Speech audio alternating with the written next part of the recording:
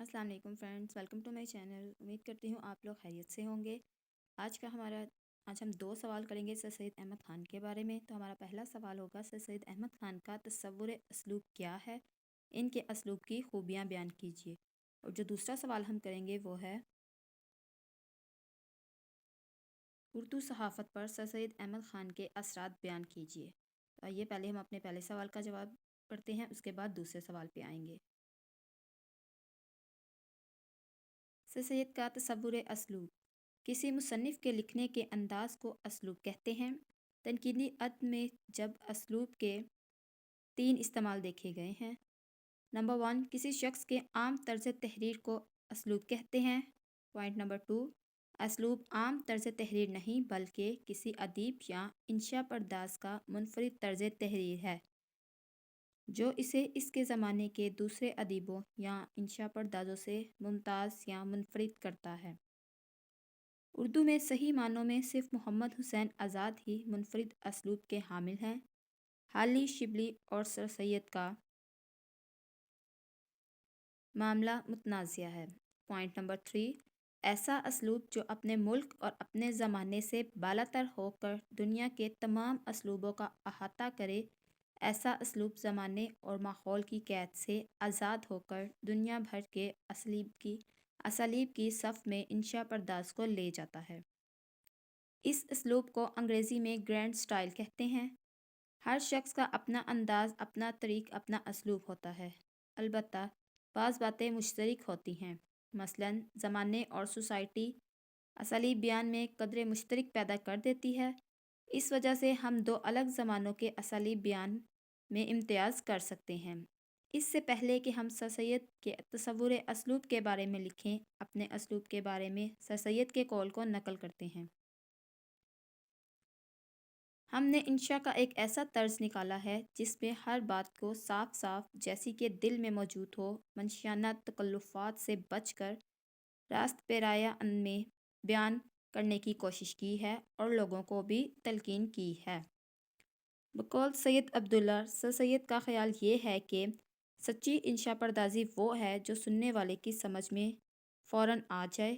اس کی دوسری شرط یہ ہے کہ اس میں جو مضمون ادا ہوں سچائی اور خلوص پر مبنی ہوں، یعنی جو کچھ دل میں ہو وہی زباں، قلم اور صفحہ کاغذ پر منعکس ہو، اور ان خیال آرائیوں سے اجتناب کیا جائے جس سے تصنیف پرانے ادیبوں کی تصانیف نظر آنے لگیں۔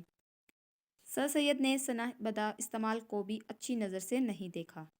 آل احمد سرور اپنے مضمون تہذیب اور ادب میں سر سید کا کارنامے میں سر سید کے اسلوب کے بارے میں لکھتے ہیں، یعنی سر سید کا اس سے بڑا کارنامہ اسلوب کی دنیا میں ہے جسے انہوں نے محض پیترے یا زیور یا صناعی یا کاریگری ہونے سے بچا لیا ہے، اور معنویت، وزن اور وقار عطا کر کے پرمغز، دلکشا اور دل آساں بنایا۔ آگے چل کر پروفیسر آل احمد سرور لکھتے ہیں، مگر نثر کا اسلوب نظر کے اسلوب سے الگ ہے، دونوں کا دائرہ اثر مختلف ہے۔ سر سید نے اس راز کو سمجھ لیا تھا۔ وہ اپنے حلقے کو مست کرنا نہیں، ہوشیار کرنا چاہتے تھے۔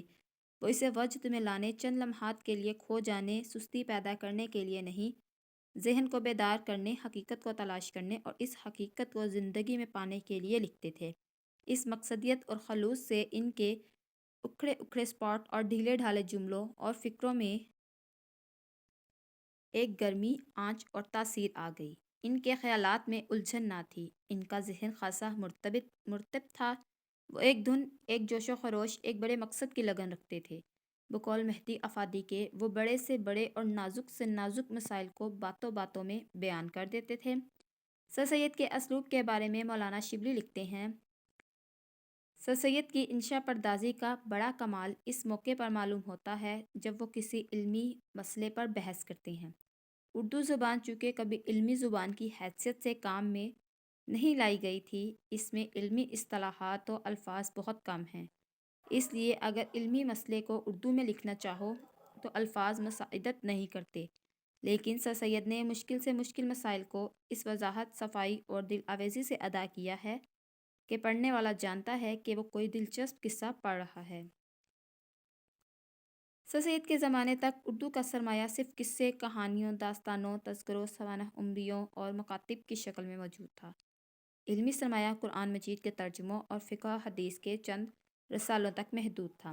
سر سید تک پہنچتے پہنچتے اردو نثر کم از کم 2 کروٹیں لے چکی تھی، جس سے پرانی نثر نگاری میں خاصی تبدیلی آ چکی تھی۔ پھر بھی پرانی نثر نگاری کے پوجنے والے سر سید کے دور تک موجود تھے۔ چنانچہ میر امن کے مقابلے میں آرائش و بیاں کا ورثہ نمونہ فسانہ عجائب کی صورت میں موجود تھا۔ خود سر سید کے آثار و سنادید اس نثر کی نمائندہ تھی، مگر سر سید نے اپنے مضامین میں اس چیز کی اصلاح کی طرف توجہ دی اور آثار و سنادید کے اگلے ایڈیشن میں سادگی اختیار کی۔ سر سید نے اپنے مضامین میں پرانے اسلوب پر بہت کچھ تنقید کی ہے۔ ان کا خیال ہے کہ پرانے لکھنے والے تصنع اور بناوٹ کا شکار ہیں، سادگی کی بجائے آراستہ و پیراستہ زبان استعمال کرتے ہیں۔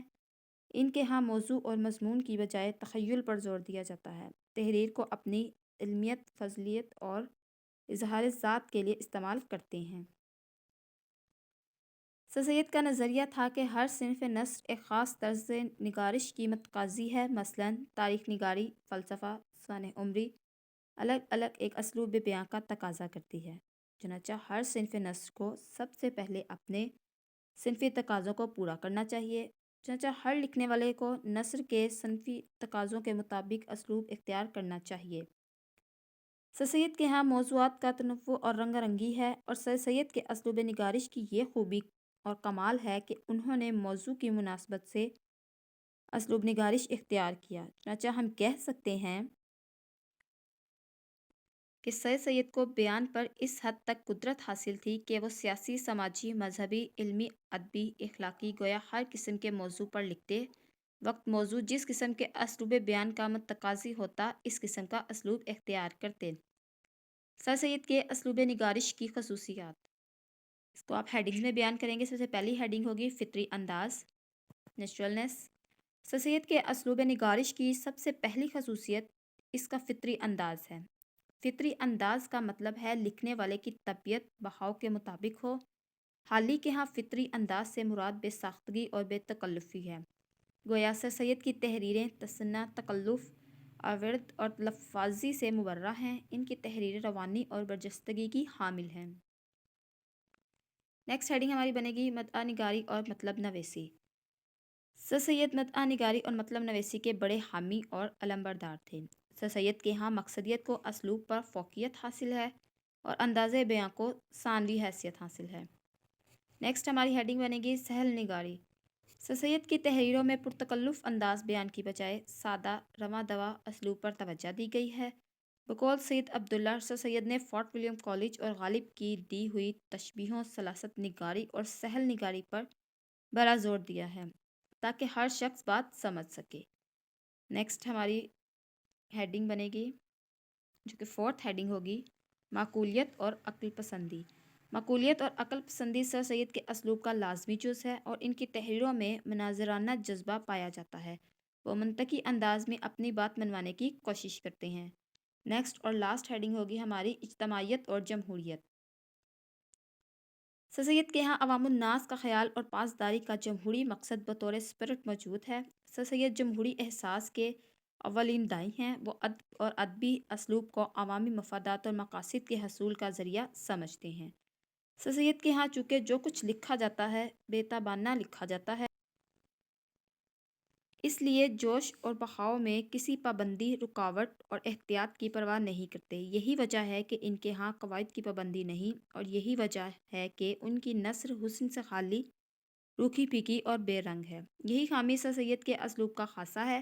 اس خامی کا مثبت پہلو یہ ہے کہ انہیں ہمارا خیالات کو ادا کرنے میں دقت پیش نہیں آئی۔ بقول سید عبداللہ، سر سید کی یہ بے رنگی اور ان کی ہمہ رنگی کی ذمہ دار ہے۔ سر سید کی تحریروں میں یہ بے رنگی ان کا ایک کارنامہ ہے جس نے ہمہ رنگی کا رستہ سمجھایا۔ یہ ہمارا فرسٹ کوسچن سر سید کی اسلوب نگاری اور اس کی خصوصیات کمپلیٹ ہو گیا ہے۔ اب ہمارا نیکسٹ کوسچن جو ہم اس ویڈیو میں کرے ہیں وہ ہے سر سید احمد خان کی اردو صحافت پر سر سید کے اثرات بیان کیجیے۔ اس کا آنسر ہے اردو صحافت کی ابتدا 19ویں صدی کے شروع میں ہو چکی تھی۔ 1826 میں اردو کا پہلا سالم اخبار اردو اخبار شروع ہوا۔ اسے مولوی باقر حسین جو مولانا آزاد کے والد تھے نے شروع کیا۔ اگرچہ اس سے پہلے 1823 میں اردو فارسی ملے جلے اخبار شمس الاخبار کا آغاز ہو چکا تھا۔ اس سے پہلے 1810 میں کولکتہ سے پہلا اردو اخبار نکلا۔ اردو کا دوسرا اخبار 1827 میں شروع ہوا۔ اس کا نام سید الاخبار تھا۔ اس کے ایڈیٹر سید محمد خان تھے جو سر سید کے بھائی تھے۔ سر سید نے اپنے صحافتی زندگی کا آغاز بھی اس اخبار سے کیا۔ سر سید اس اخبار میں لکھا کرتے تھے اور ان کا یہ صحافتی تجربہ مستقبل میں ان کے بہت کام آیا، اور اس تجربے کے زیر اثر انہوں نے بہت سے کارآمد صحافتی کارنامے انجام دیے۔ سر سید جب ملازمت کے سلسلے میں غازی آباد میں تھے تو انہوں نے وہاں سائنٹیفک سوسائٹی قائم کی اور اس سوسائٹی کے نام پر اخبار سائنٹیفک سوسائٹی جاری کیا۔ علی گڑھ انسٹیٹیوٹ کبھی اسی اخبار کی بدلی ہوئی صورت تھی۔ ایک وقت تھا کہ پروگریس اخبار بھی اس کا حصہ بن کر چھپتا تھا، مگر سر سید کی ان صحافتی کوششوں میں سب سے زیادہ وقوع کارنامہ تہذیب الاخلاق کا اجرا ہے۔ اگرچہ اس میں اخباریت کم ہے اور ادبیات زیادہ، یہ اخبار کم اور مجلہ زیادہ ہے۔ مطلب یہ کہ یہ اخبار کم اور علمی رسالہ زیادہ تھا۔ سر سید کی صحافت میں سب سے اہم بات علم اور صحافت کا تال میل ہے۔ ان کے نزدیک مطلب اور مقصد اولویت رکھتا ہے، چنانچہ صحافت بھی مطلب براری کا ایک ذریعہ ہے اور صحافت میں ان کی دلچسپی ثانوی ہے اور مقصدیت کو اولویت حاصل ہے۔ سر سید کا صحافت کے بارے میں کیا تصور ہے، یہ علی گڑھ انسٹیٹیوٹ کی پیشانی پر لکھے ہوئے تقریر سے واضح ہے، جو کچھ اس طرح ہے: جائز رکھنا چھاپا کی آزادی کا ہے کام ایک دانہ گورنمنٹ کا، اور برقرار رکھنا اس آزادی کا کام ایک آزاد رویت کا۔ ان الفاظ سے صاف واضح ہوتا ہے کہ سر سید کے نزدیک صحافت کی کیا حیثیت ہے، یعنی اظہار رائے کی آزادی کا احترام ہر اچھی اور عقلمند حکومت کا کام ہے۔ اسی طرح آزادی رائے کو برقرار رکھنا عوام الناس کی ذمہ داری ہے۔ سر سید کی وفات کے بعد بقول سید رضا علی گڑھ میں علمی مذاق کی بڑی بے قدری ہو گئی تھی، تاہم سر سید کے اثرات کچھ دیر تک باقی رہے۔ اعظم گھر کا معارف، شرر کا مہذب، کافی حد تک دلگرداز نے سر سید کی قائم کردہ پابندیوں اور حدود کو نبھایا، مگر زمانہ بہت بدل چکا تھا۔ ملک کی سیاست بدل رہی تھی، بیرونی حوادث سے جذبات اس درجہ مشتعل ہو رہے تھے کہ ٹھنڈی معقولیت کے لیے کوئی گنجائش باقی نہ تھی۔ چنانچہ 20ویں صدی کے ربیع اول میں اردو صحافت اور مجلہ نگاری کی عمارت سراپا جذبات پر اکھڑی ہوئی، اور سیاسی کشمکش نے کچھ ایسی صورتحال اختیار کر لی کہ نہ دانہ گورنمنٹ چھاپے کی آزادی قائم رکھ سکی اور نہ آزاد رویت اس آزادی کو برقرار رکھ سکی۔ بقول سید عبداللہ، اس فضا نے اخبار نویسی کے جو بڑے بڑے نمونے ہمارے سامنے پیش کیے، ان میں الہلال، زمیندار اور ہمدرد کو نمایاں مقام حاصل ہے۔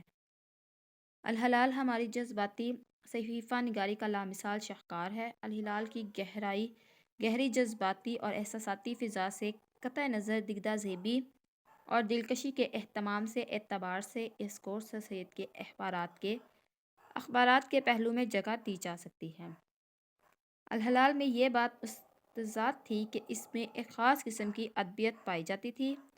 افسانے، کہانیاں، لطائف و ظرائف اور پھر تصاویر اور رومانیت کا رنگ لیے ہوئے عنوانات، ان چیزوں نے سر سید کے کارناموں کو کچھ دیر کے لیے نظروں سے بالکل اوجھل کر دیا، مگر واقعات پر بحث، چھان بین اور جذبات سے الگ ہو کر عقلی توجہ، یہ بات سر سید کے بعد بہت کم لوگوں کو نصیب ہوئی۔ مولانا محمد علی جوہر اگر اخبار نویس رہتے تو شاید سر سید کے انداز کی کچھ اخبار نویسی کرنے میں کامیاب ہو جاتے، مگر سر سید کے پرخروش ہنگاموں میں ان کی اخبار نویسی کو بھی متاثر کیا۔ میری رائے میں سر سید کی صحافتی عقلیت کا انداز ہمارے زمانے میں کسی نے اختیار کیا تو وہ مولانا غلام رسول محمدیر انقلاب ہیں۔ یہ تھا ہمارا سیکنڈ ٹاپک آج کا۔ امید کرتی ہوں آپ کو لیکچر پسند آیا ہوگا۔ لیکچر کو لائک اور شیئر ضرور کریں، اپنے فرینڈس کے ساتھ شیئر کریں اور چینل کو سبسکرائب کرنا نہ بھولیں۔ Thank you so much friends.